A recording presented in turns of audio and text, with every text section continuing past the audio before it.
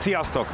Lázár János építési és közlekedési miniszter a minap Debrecenben járt, ahol bejelentette, hogy a várost társfővárossá fejlesztik, és ennek jegyében elköltöztetik Budapestről a Természettudományi Múzeumot, ami egy 200 éves múltra visszatekintő budapesti múzeum, és a Közlekedési Múzeumot, ami szintén a létrehozása óta itt Budapesten működik, immár 125 éve.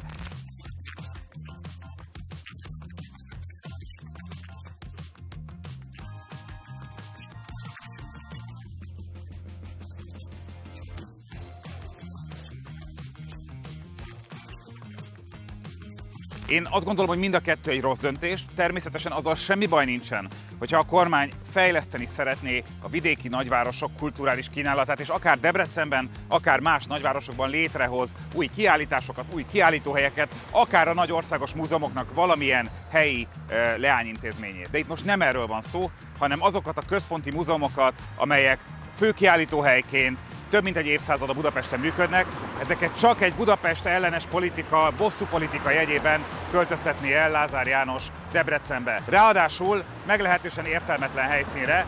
Tegnap lezárták azt az építészeti ötletpályázatot, amelynek nyomán kihirdették azt, hogy milyen nyertes terv van, és hát ez leginkább röhelyes, hogyha megnézitek ezt a tervet, akkor az látszik rajta, hogy valójában Debrecentől több mint 3-4 órára lévő szántóföldekkel tarkított helyen, a BMW gyártól nem messze, egy autópálya csomópont mellé helyeznének el egy elég sajátosan kinéző közlekedési múzeumot. Az is látszik, hogy a múzeum főbejárat az gyakorlatilag egy autópályára nyílik. Ennél abszurdabb és alkalmatlanabb helyet találni egy nyilván a remények szerint nagy látogatószámú múzeumnak nem is lehetne. Ez egy tömegközlekedéssel elérhetetlen, minden létező városi kontextustól, városi szövettől leszakadó külterületi múzeum lenne. Ugye a közlekedési múzeum most itt működik Kőbányán, az iskolás csoportok éppen most oda is tartanak a hátam mögött. Ez az intézmény régen a Városligetben működött, a Liget projektben azt az épületet lebontották, nem is volt túl jó állapotban, és a kormány arról döntött néhány éve, hogy itt találja meg az új helyét Kőbányán, a volt északi járműjavítóban, egy gyönyörű régi vasúti csarnokban a közlekedési múzeum. Ez az épület még nincsen felújítva, erre is el kéne költeni valamennyi pénzt, néhány 10 milliárd forintot, hogy ez egy teljesen téli-nyári, korszerű új múzeum legyen, de még a mai állapotában a régi csarnokban is látogatható és működik közlekedési múzeumként. Hogyha a kormánynak 100 milliárdjai vannak arra, hogy múzeumokra költsék, hiszen ezt jelentette be Lázár János, én támogatom, hogy hozzanak létre új kiállítóhelyeket vidéken, de azért költhetnének egy picit Budapesten is. Azt a tervet, amit Lázár János bemutatott, egy teljes tévútnak tartom. Részben általánosságban azért, mert elköltözteti a múzeumokat Budapestről, részben azért, mert a terv rémes, nagyon rossz.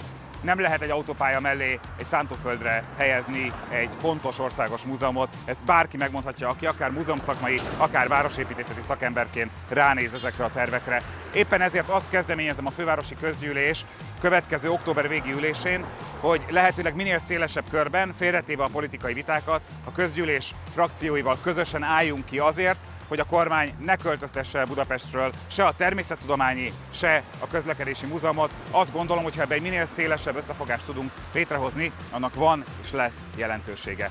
Köszönöm, hogy meghallgattatok, iratkozzatok fel, mert máskor is igyekszem elmondani, hogy milyen döntéseket tervezünk hozni és milyen javaslatokat teszünk a fővárosi politikában itt a YouTube csatornámon és a Facebookomon.